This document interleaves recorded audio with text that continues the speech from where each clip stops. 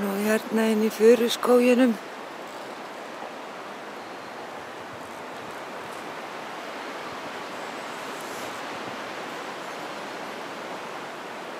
Og það má sjá hvað fururnar svigna mikið í vindinum.